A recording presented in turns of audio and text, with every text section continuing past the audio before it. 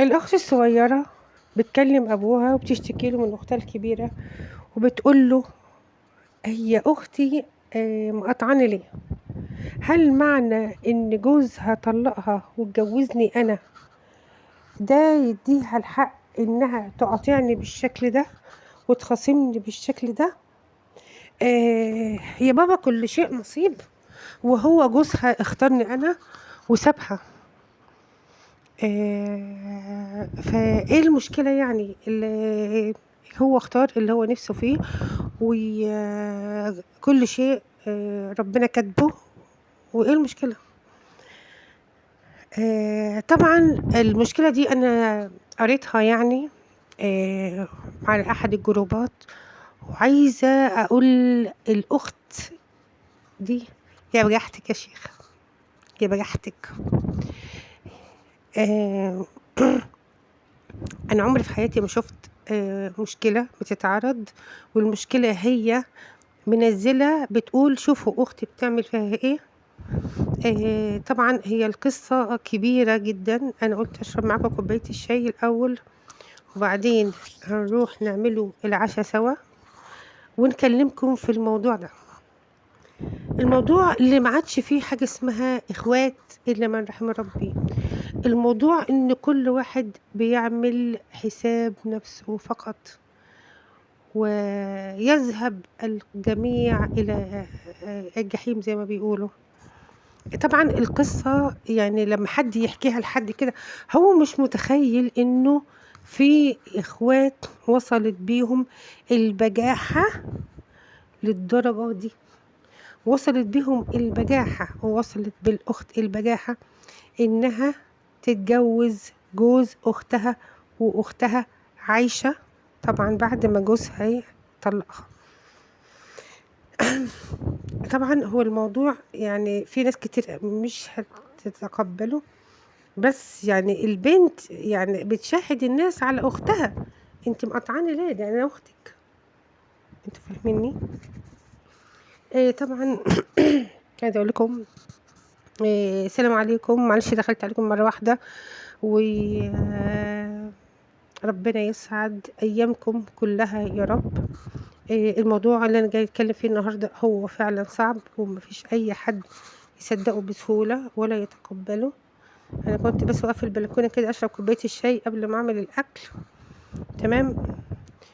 ف عايزاكم تقولوا لي في الكومنتات إيه رأيكم. عايزاكم تقولوا لي شوفوا يعني توصفوا لي الدنيا يعني إيه واصلة معاكم من كده، وفي حواليكم ناس بتعمل كده والّا لأ. القصة بتبدأ دلوقتي، أنا باعمل العشا قدّامكم أهوّة. القصة بتبدأ إن في بنت، البنت كانت محترمة أوي، مؤدبة أوي، دي البنت الكبيرة بقى الأخت الكبيرة، كانت متجوزة رجل أعمال كبير، وكانت عيشتها مستريحة جدًا، جدًا، جدًا، جدًا، جدًا. خلاص. طبعًا جوزها عمل لها فرح أسطوري، معيّشها أحلى عيشة، فأختها تسكت لأ، ما تسكتش، فأختها تحقد عليها. البنت الكبيرة يعني ما حصلش نصيب إنها تخلّف، خلاص. فجأة بصّت لقت جوزها متغيّر عليها، فجأة لقت في حاجات هي مش فاهماها إيه اللي بيحصل كويس. وفي يوم وليلة جوزها قال لها: "أنا هاطلّقِك، أنا عايز أخلّف، أنا عايز عيال أنا وأنا وأنا." طبعًا الأخت الكبيرة انهارت وزعلت والكلام ده كلّه. طيب نشوف، طيب نحاول، طيب كذا، طيب كذا. كان الزوج أخد قراره.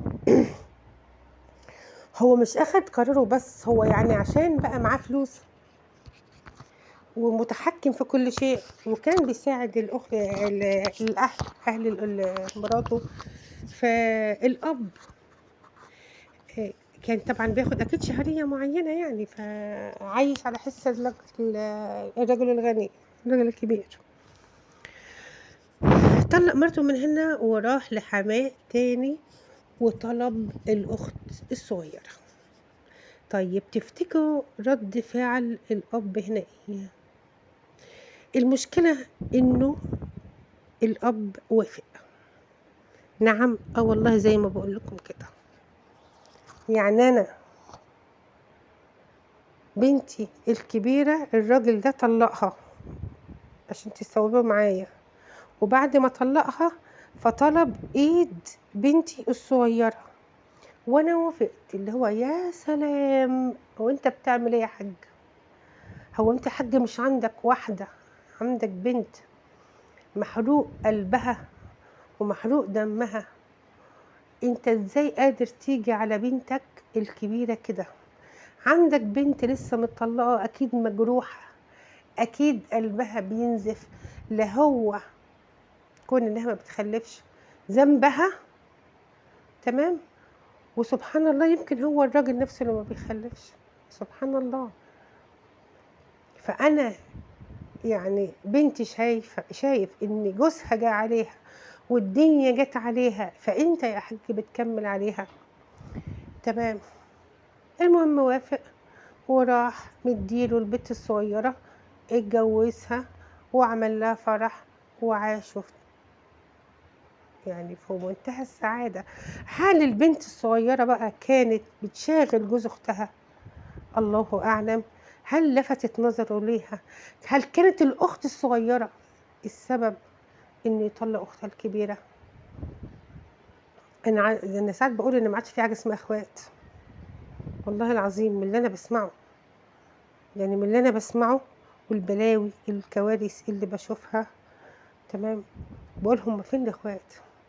المشكلة بقى ان البنت الصغيرة بتشتكي، بتقول ان انا كل ما اجي انا وجوزي، تمام، اختي الكبيرة تسيب لنا البيت وتمشي وتروح تقعد عند واحدة كان قريبتهم او جارتهم. يعني هو انت دمك في ايه؟ يعني انت عايزاها تيجي انت وجوزك اللي كان جوزها وهي تقعد تتقبل الموضوع عادي وتضحك وتهزر في وشك؟ يا حبيبتي انت خاطفه جوزها، انت خطفت رجاله، ولما خطفتي راجل خطفتي جوز اختك، انت خطفتي جوز اختك. هو انا عايزه اعرف، هو انت يعني والله العظيم، يعني هو انت قلبك ده حجر؟ ايه كميه الكره والحقد اللي في قلبك دي؟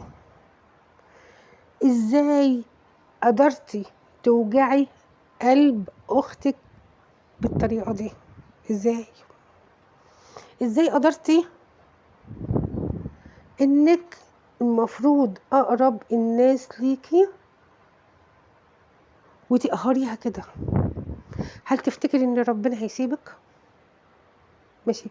اللي يقول لك لا عادي ان هو مدام طلقها مش طلقها، يا جماعه انا بتكلمش في شرع، انا بتكلم في مشاعر انسانه انقهرت، مشاعر انسانه انحرق قلبها، مشاعر انسانه جت عليها الدنيا انها جوزها يسيبها، حياتها تنهد، ما خلفتش، كل الكلام ده كله. هل ما انتش خايفه اختك يحصل فيها حاجه او تعمل في نفسها حاجه؟ اولا على اقول لك على حاجه، ربنا يعوضها بزوج احسن من اللي كانت متجوزاه 100 مره، وربنا هيعوضها لان اختك شكلها غلبانه. ماشي. ساعات كتير لما بسمع ان في اخوات بيحقدوا على بعض، اصل دي احلى مني، لا اصل دي مش عارفه مين ايه، لا كده، بقول ربنا يهدي. الدنيا ماشيه زي الاول، ويعني الترابط الاسري بتاع زمان ما عادش موجود. بص الواحد يعني مش هتوصل بالبجاحه اللي هو قاعد الشيطان دلوقتي بيسقف لك على انجازاتك العظيمه. عرضتي مشكلتك على النت، يبقى من حق اي حد على النت قراها انه يتكلم عليها، وخاصه لو شيء غريب وشيء صعب انه يعني ايه يتصدق. انا عايزه اقول لك والله ربنا يهديكي لنفسك، وانتي انسانه مريضه نفسيا، وانتي انسانه غير سويه، و راجع نفسك. لو انتي عندك قلب ما كنتيش عملتي كده، ولو انتي في مكان اختك شوفي كان رد فعلك ايه قبل ما تيجي عليها. آه، اتمنى من الجميع يقول لي رأيه في الكومنتات، و آه، ربنا يهدي، ربنا يهدي الجميع. ربنا يهديكي لنفسك. وبنقول ان كل واحد اعمل حاجة هتنعمل فيه وهتلف الايام، وجوزك زي ما طلق اختك وخدك هيطلقك واخد اي واحدة تانية، وساعتها هتحسي تمام، وهتشوفي ايه اللي هي فيه، وهتجربي. الظلم وحش، والظلم ظلمات يوم القيامة. آه انا مش عارفة اقولك ايه والله. انتي يعني انا حاسة ان الشيطان واقف على جنب كده بيسقفلك على اللي انتي عملتيه في اختك. فحسبي الله ونعم الوكيل في كل الاصناف اللي بالشكل ده. طبعا يا ريت نعرف رأيكم في الكومنتات في القصة بتاعت البنت دي، بتاعت الأخت دي. ودلوقتي احنا دلوقتي خلصنا العشاء، ودي أكلة مصرية اسمها هي خضار مشكل اسمها بورما، تمام، بالهاء مش بالألف. بتبقى خضار زي ما انتم شايفين كده، ولحمة تشكيلة الخضار اللي انت عايزاها، بس انا مش عاملاها بطماطم، عاملاها كده خضرة. اتمنى تنال اعجابكم، واتمنى الفيديو يكون عجبكم. متنسوش في اللايك والاشتراك، والسلام عليكم ورحمة الله وبركاته.